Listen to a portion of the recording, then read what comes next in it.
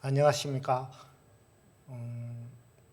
저희가 이 양지 쪽으로 2016년에 이사를 와서 이쪽 양지 온누리교회에 이제 등록을 하고 신앙생활을 시작하게 되었습니다. 저희는 1995년 6월에 독일에서 중국으로 파송을 받고 2020년 작년 12월까지 제가 가기도에서 도고학과 강의를 하면서 선교 사역을 하였습니다. 제가 오늘 말씀을 전하면서 짧게나마 저희들의 사역도 함께 소개하고자 합니다. 오늘 본문 요한복음 17장 11절에서 19절 말씀은 예수님께서 가롯 유다에게 팔려가시기 직전에 제자들을 위해서 하나님 아버지께 기도하는 그런 기도 장면이 나옵니다. 특별히 오늘 본문인 11절에서 19절까지를 통해서 그리스도인과 세상과의 관계에 대해서 예수님은 세 가지 면에서 우리에게 보여주고 있습니다.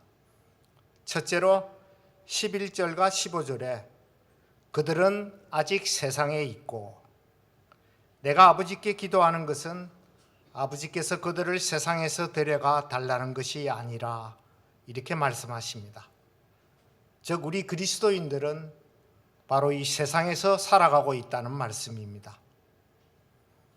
어떤 그리스도인들은 이 세상이 너무 제약에 차 있다고 해서 이 세상과 단절되는, 그리고 세상을 피해서 살아가는 그런 사람도 있고, 또 예수 믿지 않는 세상 사람들과는 거의 접촉을 하지 않고 살아가기도 합니다. 이러한 것이 잘못된 것이라는 것을 예수님은 오늘 본문을 통해서 알려주고 있습니다. 예수님께서는 이 땅에 오신 것이 의인을 찾기 위해서가 아니라 죄인 한 사람 한 사람을 찾기 위해서 왔다고 했습니다. 우리 그리스도인들은 이 세상과 단절해서 살아가는 것이 아니라 이 세상 안에서, 그리고 세상 사람들과 함께 더불어 살아가야 한다는 것입니다. 두 번째로 14절과 16절에 내가 세상에 속하지 않은 것처럼 그들도 세상에 속하지 않았습니다. 즉 우리 그리스도인들은 이 세상에서 살아가지만 이 세상에 속하지 않았다는 것입니다. 우리는 예수 그리스도를 믿음으로 말미암아 하나님에 속한 하나님의 자녀가 되었습니다. 엄청난 신분의 변화를 의미하고 있습니다. 그리고 마지막으로 세 번째 18절에 아버지께서 나를 세상에 보내신 것 같이 나도 그들을 세상에 보낸다. 이 말씀은 하나님께서 독생자 예수 그리스도를 이 세상에 파송한 것처럼 예수님께서는 우리 그리스도인 한 사람 한 사람을 이 세상에 파송한다는 말씀입니다. 또한 예수님께서 부활하신 후에 제자들을 찾아와 다시 이러한 말씀을 하십니다. 아버지께서 나를 보내신 것처럼 나도 너희를 보낸다. 우리 그리스도인들은 이 세상과 단절된 자신들만의 공동체 속에서 이 세상을 외면하고 살아가는 것이 아니라 바로 이 세상으로 우리 그리스도인은 파송되었다는 말입니다. 여기서 예수님께서 말씀하시는 보낸다라는 그러한 헬라어 동사는 우리가 잘 알고 있는 아포스텔로입니다. 아포스텔로의 보낸다는 뜻은 목적의식과 그리고 목적에 대한 추구의 의미가 훨씬 더 강조된 표현입니다. 그리고 이 동사에서 우리가 잘 아는 사도, 보내심을 받은 자라고 하는 아포스톨로스라는 명사가 파생됩니다. 또한 우리가 말하는 선교, 그리고 선교사, 미셔너리라는 그러한 말은 라틴어 동사인 미토에서 유래되었는데 헬라어 아포스텔로와 그리고 펜토라고 하는 그런 동사와 동일한 뜻입니다. 선교의 주체는 그리스도입니다. 그리고 선교는 교회를 통해서 이루어진다는 것입니다. 오늘 저는 요한복음 17장 11절에서 17절 그리스도인과 세상과의 관계 중에서 세 번째에 세상으로 파송된 그리스도인의 특징을 통해서 여러분과 함께 은혜를 나누고자 합니다. 저는 세상으로 파송된 그리스도인의 특징을 세 가지로 살펴보았습니다. 첫 번째 특징은 잃어버린 영혼에 대한 간절한 심정입니다. 우리는 이 세상에 살아가고 있습니다. 그러나 우리는 이 세상에 속하지 않았습니다. 하나님께서 예수님을 이 세상에, 즉 잃어버린 양들에게 보내신 것 같이 예수님께서도 우리 그리스도인 한 사람 한 사람을 잃어버린 영혼에게 보낸다는 말씀입니다. 중국 선교의 유명한 선교사인 허드슨 테일러는 수많은 중국 사람들이 복음을 들어보지도 못하고 예수님을 알지도 못하고 죽어간다는 그러한 소식을 들었을 때 그는 눈물을 흘렸습니다. 그래서 그는 중국 내지 선교회를 설립해서 중국 내지에서 선교하던 중 부족한 선교사들의 영입을 위해서 영국으로 돌아갑니다. 어느 날 선교사 면접을 하던 중에 한 젊은 남자가 그를 찾아왔습니다. 그는 허드슨 테일러에게 이렇게 말했습니다. 저는 의사입니다. 당신의 선교회에 의사가 필요하지 않습니까? 그러자 허드슨 테일러는 이렇게 대답합니다. 저희 선교회는 잃어버린 영혼에 대한 뜨거운 가슴을 가진 사람을 필요로 합니다. 그러나 만약 그 사람이 의사라면 더욱 좋습니다. 허드슨 테일러는 예수를 알지 못하는 사람들에 대한 불쌍한 마음, 민망히 여기는 마음, 그런 마음을 가진 사람을 원했던 것입니다. 이 마음은 바로 예수님의 마음입니다. 잃어버린 영혼들을 예수님에게로 데려오기를 간절히 원하는 것, 그것이 바로 잃어버린 영혼에 대한 간절한 심령입니다. 많은 그리스도인들은 기독교 집안에서 태어나 자라고 또 주일 학교에서부터 주일 예배까지 함께했던 크리스찬 친구들과만 교제를 하는 경우가 많습니다. 또한 많은 그리스도인들은 크리스찬 이웃들과 긴밀한 교제를 나누고 있습니다. 하지만 예수를 믿지 않는 이웃들에게는 거의 교제가 없는 것이 현실이기도 합니다. 이런 상황은 직장에서도 마찬가지입니다. 많은 그리스도인들은 마치 기독교의 온실 속에서 사는 것처럼 세상 사람들과는 거의 접촉을 하지 않는다는 것입니다.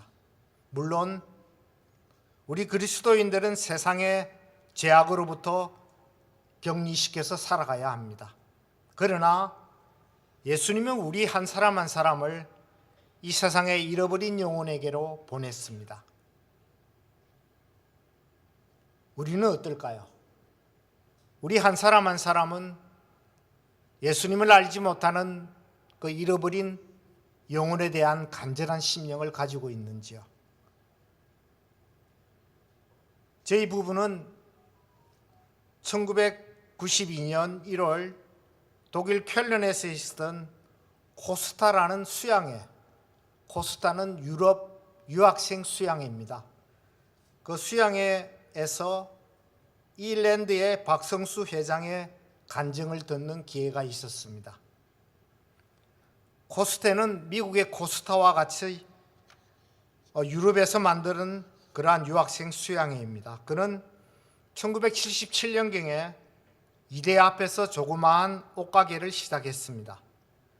그 후에 사업이 번창해서 1992년 당시 1년 매출액이 4천억에 달하는 아일랜드 회사를 경영하는 대기업의 회장이 되었습니다.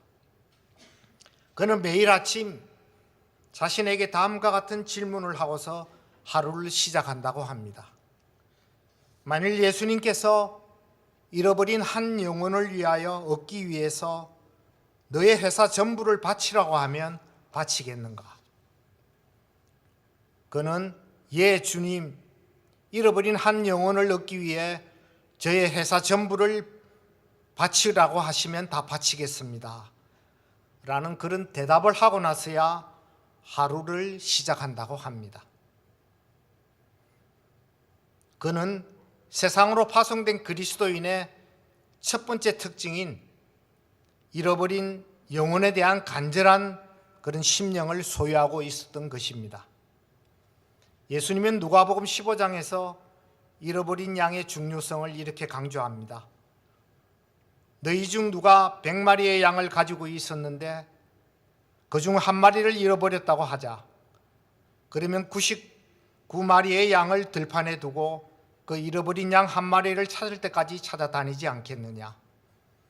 그리고 양을 찾게 되면 기뻐하며 양을 어깨에 메고 집에 와서 친구들과 이웃을 불러 모아 나와 함께 기뻐해 주십시오.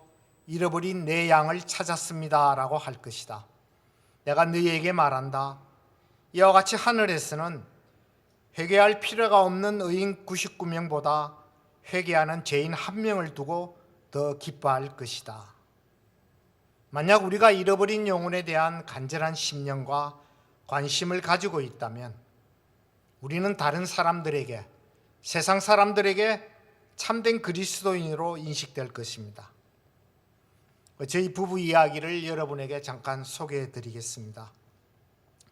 저희 부부는 독일 유학 중에서 예수님을 만났습니다. 그리고 예수님을 만나고 나서 잃어버린 영혼에 대한 그런 간절하고 뜨거운 그런 마음을 가지고 열심히 전도하면서 또 교회 생활을 하면서 죄를 향하신 주님의 뜻과 비전을 찾고자 기도하고 그렇게 살았습니다.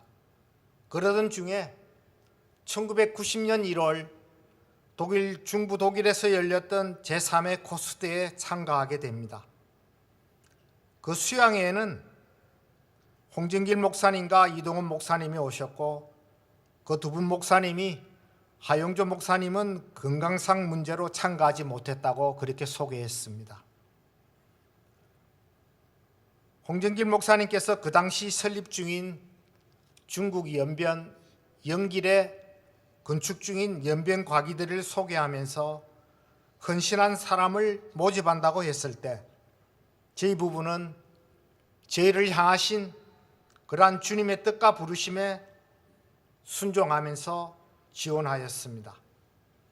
수백 명이 참가했던 그 수양회에서 단 2가정만 선교사로 헌신하겠다고 지원했습니다. 과기대는 그 당시에 의과대학을 설립하겠다는 그런 계획이 포함되어 있었습니다. 저는 그때 약학대학을 다니고 있었고 저희 아내는 의과대학을 다니고 있던 중입니다. 그런데 2년 뒤에 1992년 1월에 쾰른에서 있었던 코스대에서 홍정길 목사님이 연변과기대 의과대학 설립 계획이 무산되었다고 저희 부부에게 알려주었습니다.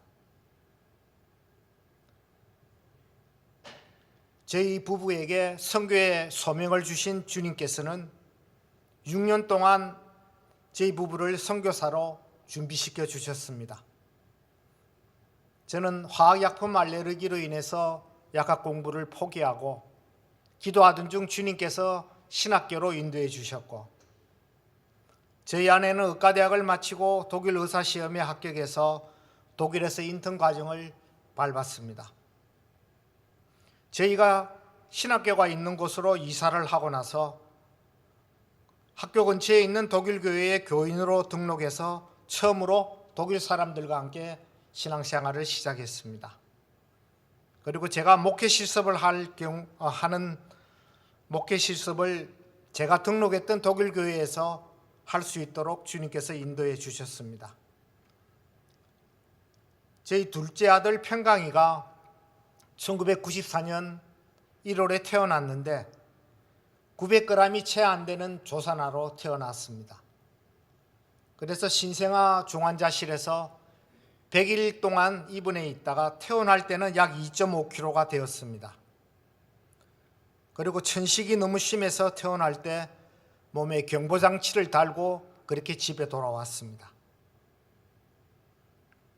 1994년 여름에 아내가 평강이를 데리고 한국 의사 자격시험을 치기 위해 한국에 나왔을 때 어느 목사님을 통해서 연변대학 복지병원을 알게 됩니다. 연변과기대 설립 과정에서 의과대학 설립을 추진했던 전주예수병원 원장을 하였던 외과 전문의 김상현 박사가 연변과기대 의과대학 프로젝트가 실패하였을 때 한국의 의료 전문의 선교단체인 대륙복지회를 설립해서 연변대학과 합작하여 영길에 연변대학 복지병원을 1994년 4월에 개원하게 되었습니다. 그 소식을 듣고 저희 부부는 대륙복지회에 선교사로 지원하고 1995년 11월부터 10개월간 인천의 전문인 선교사 합숙훈련에 참가하여 8월에 합숙훈련을 마치고 그 대륙복지회의 선교사로 후입되었습니다. 그리고 그 8월 말에 중국 연변대학 복지병원으로 파송을 받았습니다. 연변과기대 의과대학으로 저희들을 부르셨던 주님께서는 신실하게도 저희들을 결국은 동일한 연변대학 복지병원으로 인도하여 주셨던 것입니다. 1995년 6월 주님께서는 독일 교회로부터 저희들을 파송하게 하셨고 25년간 저희들을 신실하게 기도와 물질로 후원하게 하셨습니다. 하나님께서는 한국 사람인 이 까망머리를 가진 아시아인을 독일 사람들이 섬기는 독일 교회를 통해서 중국 선교사로 파송하신 것입니다. 그리고 25년간 중국에서 저희들이 살아가는 동안도 주님께서는 조산아인 평강이가 천식 때문에 무척 힘들어하고 어려웠지만 건강을 지켜주셨고 또 잘 자라게 해주셨습니다. 저희들이 25년간 중국에서 선교사로 섬길 수 있었던 것은 잃어버린 영혼에 대한 그런 뜨거운 가슴을 저희들이 가질 수 있었기 때문입니다.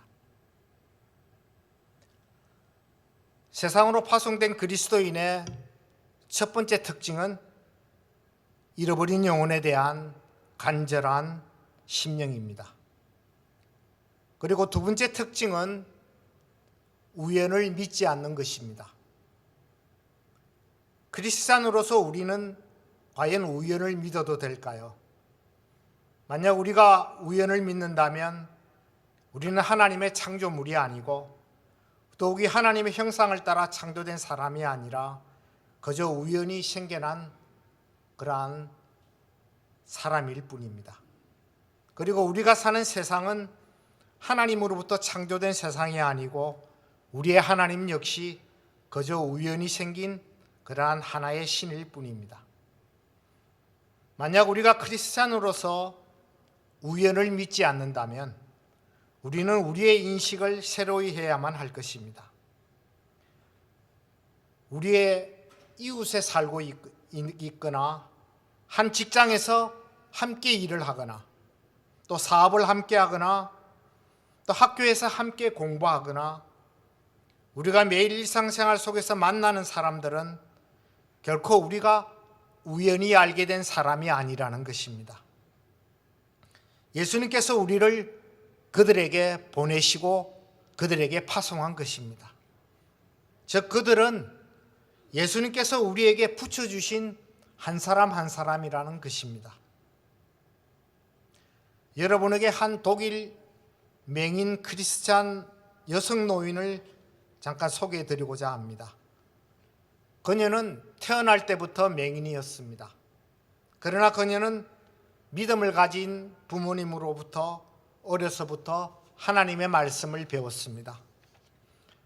그녀가 바깥에 있을 때, 즉 거리나 역이나 정거장에서 그리고 버스나 기차를 타고 내릴 때에 사람들은 항상 그녀에게 다가와 그녀를 도와줍니다. 그때마다 그녀는 그것을 우연이라고 생각했습니다. 그녀는 예수님을 믿고 나서 중요한 사실을 깨닫습니다. 나를 도와주러 오는 사람들은 결코 우연이 아니라 하나님께서 나에게 보내주신 사람이라는 것을. 그녀는 90세가 넘었습니다. 맹인 기숙사에서 생활하고 있습니다. 그러나 그녀는 가끔 복음 전도 여행을 떠난다고 합니다. 그녀의 여행 목적지는 정해져 있지 않습니다. 기차를 타고 어디론가 떠납니다. 사람들이 이 맹인 여인의 여행 중에 그녀를 도와주려 오면은 그녀는 그들을 하나님께서 나에게 보내주신 사람들로 생각하고 내가 만난 예수님을 그들에게 전합니다. 우리는 스스로에게 질문을 해보아야 합니다. 자신이 매일 만나고 접촉하는 사람들이 하나님께서 나에게 보내주신 사람으로 믿는지, 그리고 그들에게 나는 과연 관심을 가지고 복음을 전하고 있는지. 만약 우리가 만나는 사람들을 우연으로 생각하지 않는다면 우리는 일상생활 속에서 세상 사람들로부터 그리스도인으로 인식될 것입니다. 저희 부부는 연변대학 복지병원에서 1996년부터 2007년까지 12년간 아내는 의사로서 그리고 저는 기획조정실장으로서 섬겼습니다. 그리고 중국 내지로 들어가라는 새로운 부르심을 받아 2008년 1월 사천성 청두에 재활병원 설립 프로젝트를 위해서 영기를 떠났습니다. 사역지를 옮긴 것입니다. 2008년 5월 12일 사천성 원추안에서 규모 8.0의 대지진이 일어났습니다. 약 10만 명이 그 지진으로 인해서 사망했다고 합니다. 그리고 많은 장애인들이 그 지진으로 인해서 발생되었습니다. 그때 저희 가정은 그 지진 원천지에서 약 100km 떨어진 곳에서 살고 있었습니다. 학교가 무너지고 아파트 벽이 금이 가고 집이 무너지고 아스팔트 길들이 갈라졌습니다. 약 오후 2시에 지진이 일어났는데요. 그 시간에 저는 재활병원 설립 프로젝트로 인해 저희들이 빌렸던 2층 사무실에서 근무하고 있었는데 천장이 흔들거리고 벽이 무너질 듯 해서 바깥으로 뛰어나갔습니다. 그러자 바깥에는 많은 중국 사람들이 속옷바람으로 뛰어나와 길에서 울부짖고 있었습니다. 그 당시 지진 때문에 저희 가정도 중국인들과 똑같이 바깥에 있는 광장에서 잠을 잤습니다. 그리고 몇 년간 수도 없는 여진들이 일어납니다. 저희 부부는 이 대지진이 하나님을 모르고 돈을 우상으로 섬기는 중국인들에게 하나님께서 주신 영적 대지진이라고 그렇게 믿었습니다. 사실 그 지진을 통해서 많은 믿는 자들이 주님께로 돌아오는 역사가 일어났습니다. 그리고 교회에, 가정교회에 많은 젊은이들이 자원봉사자로 사천 땅에 와서 섬기면서 정말 많은 사람들이 주님께로 돌아오는 역사들이 일어났다고 합니다. 저희는 독일과 미국, 한국 교회에서 선교단체에서 보내준 지진 구호 헌금으로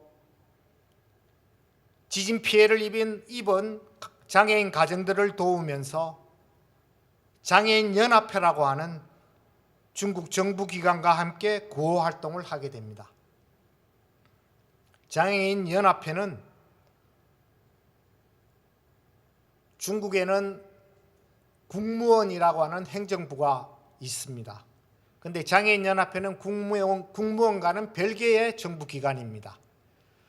등소평의 문화혁명 기간에 그 큰아들을 집에서 유모가 그 큰아들을 보호하기 위해서 이생해서 던졌는데 그때 다리를 다쳐서 장애인이 되었습니다.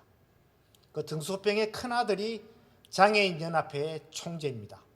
지금은 명예총재로서 일하고 있습니다. 그 일로 인해서 그 지진으로 인해서 장애인연합회가 많은 그 장애인 복지센터를 세우는 그런 역사가 일어납니다.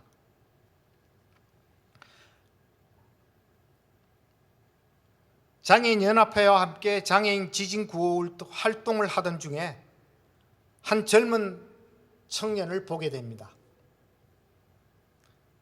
그는 18살인데도 신체는 거의 12살 정도로 보입니다. 그리고 입술이 새카맣고 얼굴과 손톱들이 전형적인 선천성 심장병 환자로 알 수 있었습니다. 그리고 그 청년은 심장병으로 인해서 침대에만 누워 있었기 때문에 잘 걸을 수도 없고 또 뛸 수도 없습니다. 그런데 그 청년이 엄마와 함께 그 구호 활동에 구호 물자를 받기 위해서 나와 있었습니다. 그래서 저는 그 청년에게 사천대학 병원의 흉부외과로 보내어서 심장 수술을 할 수 있는지 검사를 받게 합니다. 그리고 그 검사 결과지가 나왔을 때 저희가 섬겼던 연변대학 복지병원은 심장 전문 수술병원이 되기 위해서 1996년부터 독일과 미국 그리고 한국의 선교단체와 교회의 도움을 받아서 장비와 설비들을 준비하고 있었습니다. 그리고 서울대학병원 흉부외과 그리고 길병원, 고대부속병원 그리고 아산병원 등 한국에 있는 크리스찬 흉부외과 전문의들의 도움을 받아서 그들이 중국 연길로 와서 저희 연변대학 복지병원에서 심장 수술을 1999년부터 시작하게 되었습니다. 그래서 저는 그 청년 이름이 정앤입니다. 정앤의 그 검사 결과를 아산병원에 보내어서 과연 심장 수술이 가능한지 타진하였습니다. 그 흉부외과 전문의로부터 가능하다는 답신을 받고 저는 그 정앤과 그 어머니를 데리고 사천성 청두에서 연길까지 3박 4일에 걸리는 그런 기차 여행을 하였습니다. 심장병으로 인해서 비행기를 탈 수가 없었기 때문에 기차에서 3일간을 자고 4일째 연길에 도착합니다.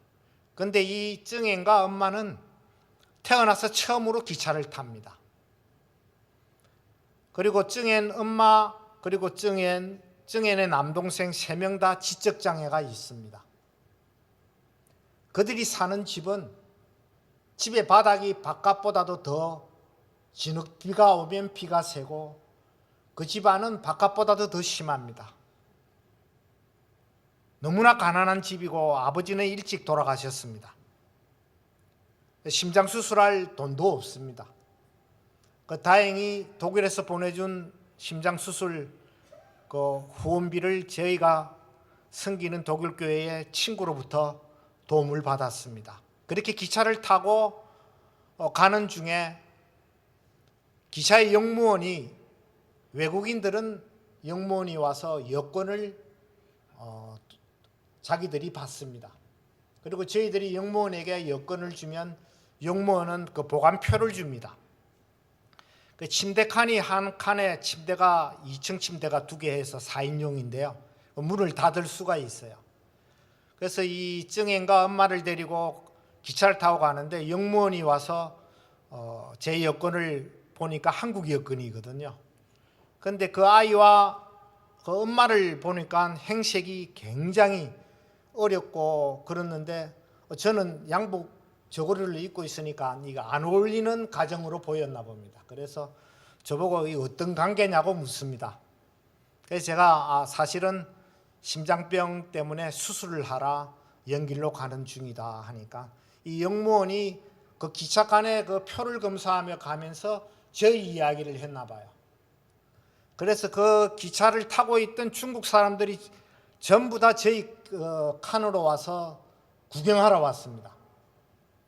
와서는 하는 말씀이 자기 중국인들도 관심을 갖지 않고 방치하고 버려둔 이 심장병 환자와 그 가족을 어떻게 외국인의 한국 사람이 심장 수술을 시키기 위해서 데리고 가고 있느냐 하면서 고맙다고 감사하다고 하면서 한 사람 한 사람 와서 인사를 합니다. 그러면서 당신은 어떤 사람이냐고 물어봐요. 그래서 저는 예수를 믿는 기독교인이다. 그러니까 다르군요. 기독교인은 다르군요 하면서 돌아갑니다. 그렇게 기차 여행을 해서 연길에 내려 저희 병원에서 수술을 받습니다. 그런데 1차 수술에 받고 난 그날 밤에 수술했던 자리가 다시 터집니다. 그래 2차 수술을 그날 밤에 해서 수술이 성공적으로 마쳤습니다. 한 달간 입원을 하고 치료를 받고 한 달 뒤에 이제 퇴원을 하게 됩니다. 그날 2차 수술을 마친 그분은 흉부외과 전문의는 그 다음날 한국으로 돌아갑니다. 그분들은 주말에 휴가를 내거나 주중에 휴가를 내어서 자기가 휴가를 안 내면 수술 건수에 대해서 더 많은 수입을 올릴 수 있는데도 그들은 크리스찬이기 때문에 그 수입을 자기들은 포기하고 무료로 와서 심장 수술을 해준다는 것입니다. 그러면 저희들은 한 10명 가까운 환자들을 모아놓고 기다립니다. 중국은 헌혈을 하면 마치 죽는 줄 압니다. 그래서 헌혈하기를 굉장히 꺼립니다. 수술을 하려면 심장 수술을 하려면 피가 무척 필요합니다. 그래서 10명의 만약에 환자가 정해지면 혈액형으로 이제 분석이 됩니다. B형 몇 명, AB 몇 명, O형, A형. 그러면 그 수술하는 기간 동안 3일 동안은 저희 선교사들은 혈액형에 따라서 대기를 합니다. 피가 모자라면 한밤중이라도 새벽이라도 병원에 가서 헌혈을 해야만 합니다. 그렇게 해서 저희들은 그 환자들이 퇴원할 때 그런 말을 합니다. 당신의 피에는 예수님의 피가 흐르고 있다고. 왜냐하면 우리가 예수를 믿는 크리스찬이기 때문에. 그렇게 해서 하나님은 복지병원, 연변대학 복지병원의 심장수술을 통해서 많은 역사를 보여주셨습니다. 그 흉부외과 전문의가 정앤을 수술하고 떠나면서 이렇게 이야기합니다. 저에게. 만약 수술하지 않았다면 1, 2년밖에 살 수 없었는데 이제 아마 그때 당시 18살입니다. 40살까지는 아마 살 수 있을 것 같아. 저희가 한 달 동안에 입원 생활을 마치고 퇴원해서 다시 기차를 타고 3박 4일이 걸려서 사천성 청두역에 내리니까 장애인연합회에 모든 사람이 직원들이 공산당 간부가 다 나와 있었어요. 과연 살아서 돌아올까? 그렇게 의심했는데 진짜 살아서 혈액순환이 돼서 얼굴이 불그스름하게 되어서 기차역에서 내리는 모습을 보고 만세하면서 막 소리를 질렀어요. 장애인연합회의 차를 타고 그 정인이 사는 마을에 들어갔더니 그 마을 사람들이 다 나왔어요. 기적이 일어났다고. 그렇게 해서 하나님은 그 정인을 통해서도 하나님 나라를 확장하는 역사가 일어났습니다. 그 정인은 올해 8월 24일 약 2달 전에 심장 수술 후 14년을 더 살다가 31살의 나이로 세상을 떠났습니다. 하지만 그가 13년 동안 예수님의 사랑을 맛보고 경험하며 기뻐하며 행복해하면서 이 세상을 떠났다고 저는 믿습니다. 저희 부부는 이 대지진을 통해서 장애인연합회라는 중국 정부기관을 알게 된 것이 우연이 아님을 알았습니다. 주님께서 저희에게 보내주신, 저희에게 붙여주신 것을 믿었습니다. 2008년 말에 장애인연합회 이사장이 장애인 종합복지센터를 건립하면서 제 아내를 취약전 장애인 제1학교의 교장으로 초빙합니다. 그리고 저를 장애인 직업훈련 책임자로 초빙해서 저희들이 정부기관에 소속돼서 일을 시작하게 되었습니다. 공산당 간부이자 기관 중책을 맡은 공무원들과 관리자들, 장애인 학부모, 특수교사, 사회복지사, 그들 모두가 우연히 만난 것이 아니라 주님에게 저희 부부에게 붙여주신 사람들이었습니다. 주님께서 저희를 그들에게 파송한 것입니다. 2008년 6월부터 2017년 4월까지 장애인들과 현지인들을 섬기는 저희들의 삶을 통해서 많은 잃어버린 영혼들이 주님께로 돌아왔습니다. 참으로 2008년 사천성 대지진은 하나님의 영적 대지진이었다고 저희들은 그렇게 고백할 수가 있습니다.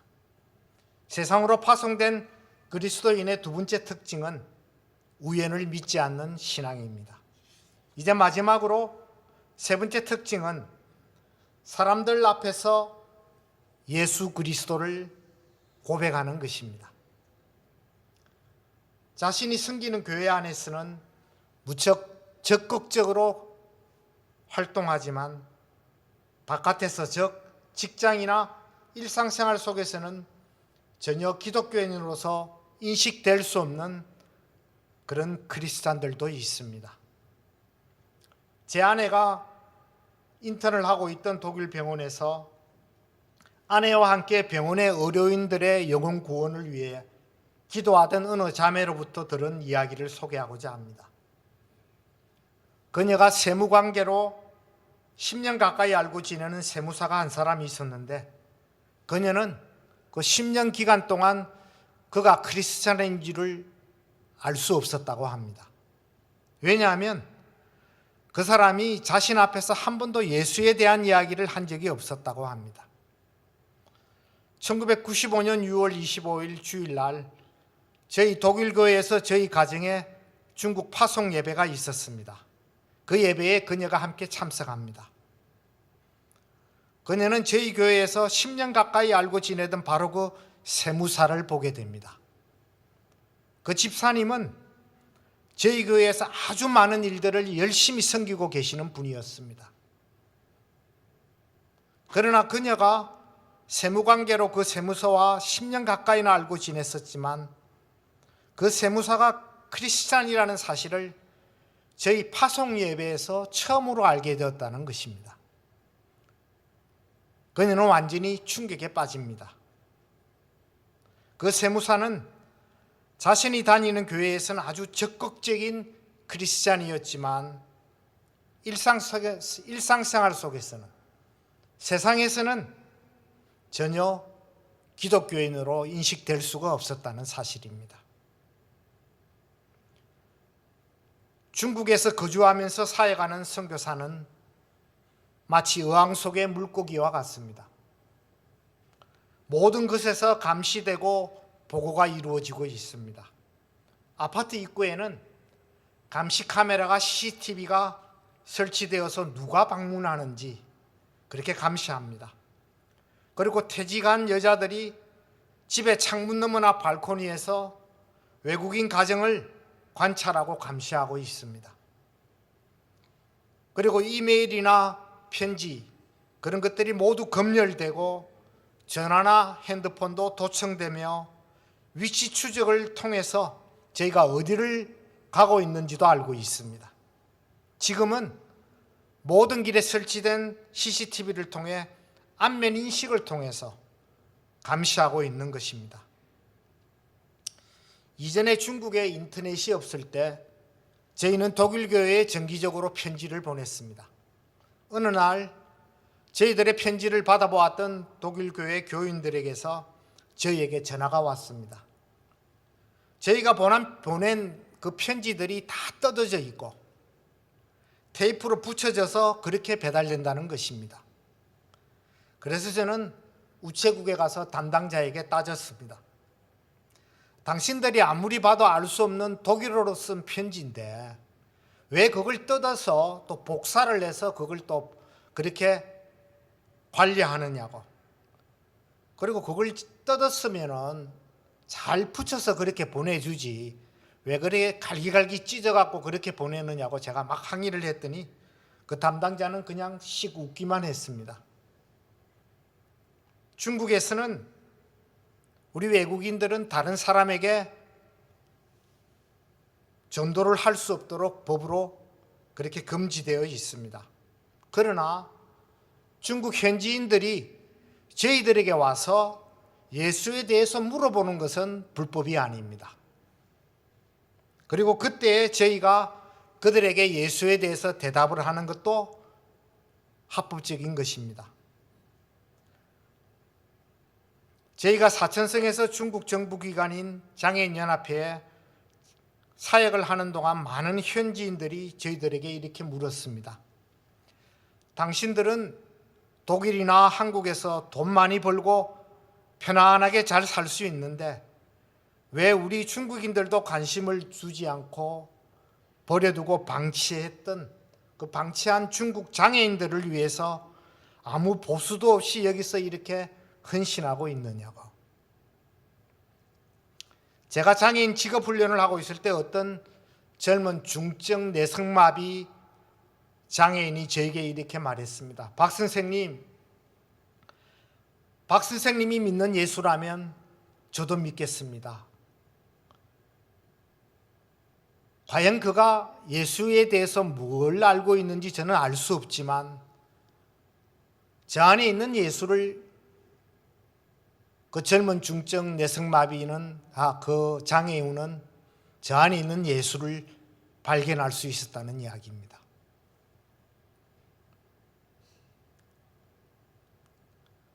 합법적으로 자유롭게 그렇게 믿을 수 있고 전도할 수 있는 이 한국 땅에서 우리 성도 여러분은 다른 세상 사람들에게 그리스도인으로 인식되고 그렇게 살아가고 있다고 저는 믿습니다. 예수님께서는 우리에게 이렇게 말씀하십니다. 누구든지 사람들 앞에서 나를 시인하면 나도 하늘에 계신 내 아버지 앞에서 그를 시인할 것이다. 그러나 누구든지 사람들 앞에서 나를 부인하면 나도 하늘에 계신 내 아버지 앞에서 그를 부인할 것이다.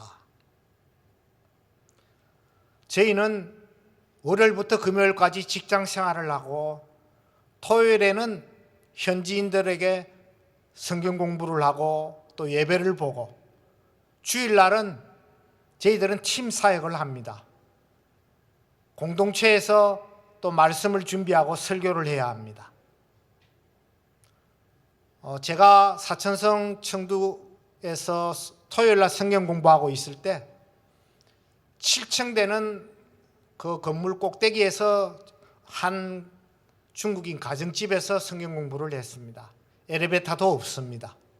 그런데 어느 날 70이 넘은 할아버지가 웬 40이 넘은 젊은이를 등에 업고 7층까지 올라오셔서 그 문을 두드리더니 저희가 성경 공부하고 있는 곳에 그 젊은이를 내려놓고 가버렸어요. 거기 계신 같이 성경 공부하는 현지인에게 물었더니 그 아들이 42살인데 우리나라로 말하면 수자원공사나 한전 같은 공기업입니다. 정부기관에서 일을 하고 있는 대학을 나온 고급 공정사였대요. 그런데 42살에 갑자기 백혈병이 생겼습니다. 혈액암이. 그래서 그는 직장도 이제 생활도 할 수도 없고 그렇게 이제 희망도 없이 죽을 날만 기다리는데 부모님이 예수님을 믿어요. 제가 하는 성경 공부에 아들을 7점까지 얻고 와서 70 넘은 아버지가 얻고 와서 내려다 놓고 간 겁니다. 제가 그 젊은이에게 그랬습니다. 그 젊은이 성이 샤오입니다. 샤오띠시용, 샤오칭이라고 하는데요. 샤오띠시용, 샤오 형제. 오늘 이제 성경 공부가 시작하는데 형제가 기도를 할 수 있겠냐니까 저는 기도해 본 적이 없다고 합니다. 그래서 제가 그랬습니다. 기도는 그냥 아버지에게 하는 말처럼 당신이 하고 싶은 이 얘기를 하는 거라고 해보라고 하니까 그는 이렇게 기도했습니다.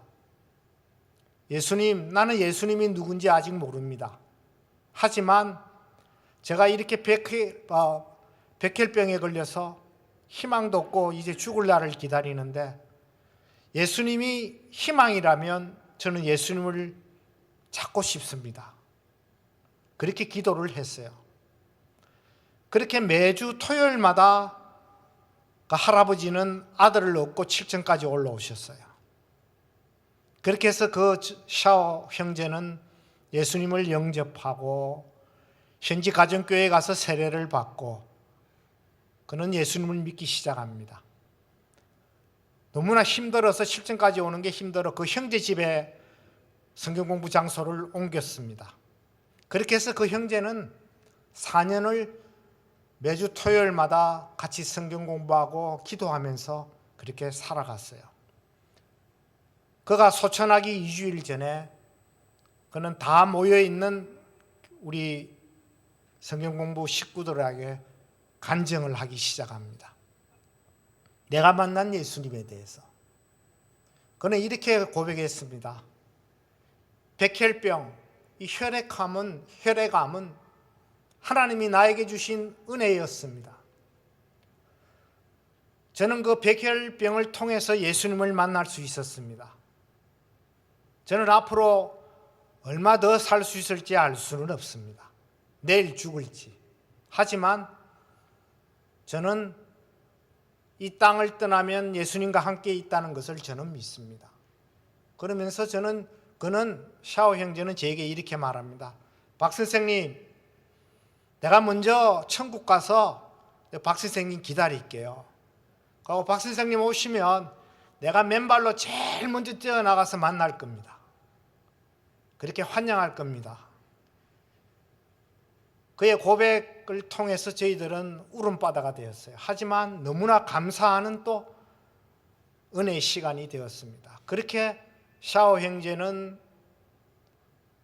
하나님의 은혜를 고백하고 2주 뒤에 하늘나라로 갔습니다. 아마 그의 고백이 예수님을 구주와 주님으로 고백하는 가장 진실한 그런 간증이 되었다고 저는 그렇게 믿습니다. 이제 말씀을 맺고자 합니다. 진정으로 예수님을 만나지 못한 사람이라면 다른 사람들 앞에서 예수님을 시인할 수 없습니다. 예수님을 만난 감격을 맛보지 못한 사람은 다른 사람들 앞에서 예수님을 고백할 수 없습니다. 만약 우리가 잃어버린 영혼에 대한 간절한 심령을 갖게 되고 우리가 만나는 사람들을 우연으로 보지 않고 하나님께서 나에게 보내주신 사람으로 믿는다면 우리는 다른 사람들 앞에서 당연히 예수님을 고백하고 시인할 것입니다. 다른 사람 앞에서 예수님을 시인하는 사람이 바로 세상으로 파송된 선교사인 것입니다. 그리고 하나님께서 우리를 세워주신 그곳, 이웃, 직장, 학교, 그리고 매일 일상생활 속에서 우리가 만나는 만남이 바로 우리의 선교지인 것입니다. 오늘 말씀을 통하여 잃어버린 영혼에 대한 뜨거운 가슴을 회복하며 우리와 함께 일하거나 만나는 사람들이 우연히 그냥 스쳐져 잊혀지는 사람들이 아니라 주님께서 나에게 보내신 영혼들임을 새롭게 인식하는 시간이 되기를 소원합니다. 바라옵기는 사람들 앞에서 우리의 삶과 은행을 통하여 예수를 고백하고 시인하는 성령의 뜨거운 역사가 우리 한 사람 한 사람 가운데 일어나기를 주의 이름으로 축원합니다. 기도하겠습니다. 하나님 아버지, 우리가 그동안 예수를 믿는다고 하면서도 잃어버린 영혼에 대한 그러한 간절한 마음을 잊어버리고 살아가고 있었지는 않은지 우리 자신을 돌아봅니다. 또 우리가 만나는 사람들이 그저 우연히 그리고 스쳐 지나간 사람으로 살아가고 있었지는 않은지 또 우리의 삶을 돌아봅니다.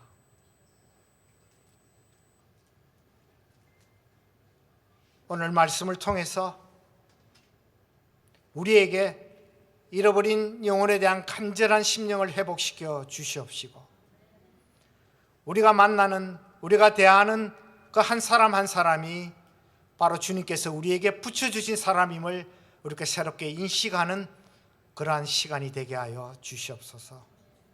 예수님 이름으로 기도했습니다.